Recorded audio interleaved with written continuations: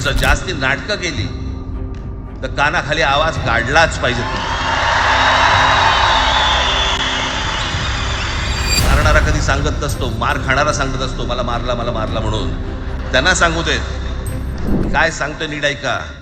याचा पुढचं राजकारण ह्यांचं पुन्हा तुम्हाला जातीमध्ये विभागायला सुरुवात करतील. पुन्हा हे जातीचं कार्ड खेळायला सुरुवात करणार. मराठी म्हणून तुम्हाला कधी एकत्र येऊ देणार नाहीत. हे जातीपातीमध्ये विभागायला सुरुवात करतील.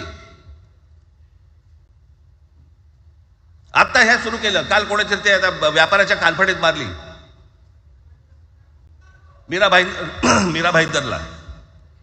त्याच्या काय इथे लिहिलं होतं काय गुजराती?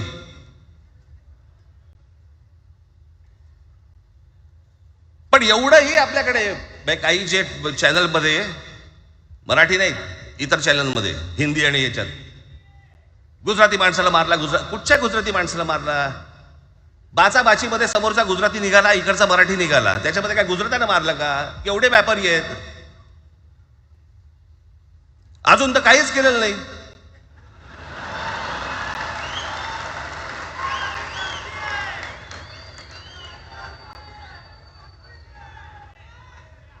अर्थात त्यांना मराठी आली पाहिजे याच्याबद्दल वाद नाही. विनाकारण उठसूट काय मारामारी करायची गरज नाही आणि मारायची गरज नाही.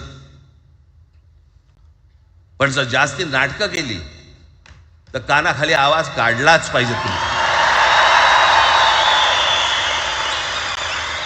पण चूक त्यांची असली पाहिजे. आणि एका गोष्टीचं लक्षात ठेवा, अशी कधी गोष्ट कराल त्याची व्हिडिओ काढू नका.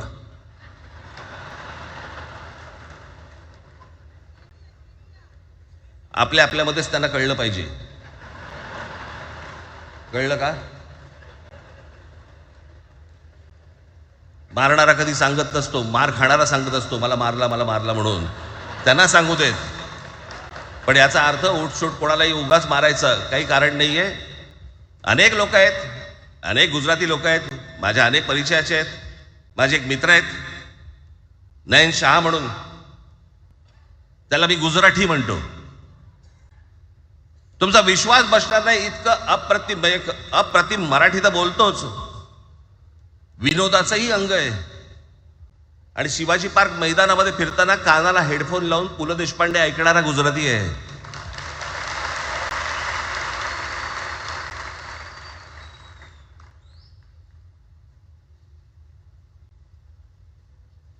मी मगाशी तुम्हाला सांगितलं की हे मराठीचं बाळकडू आमच्यासाठी ते बाळकडूच होतं.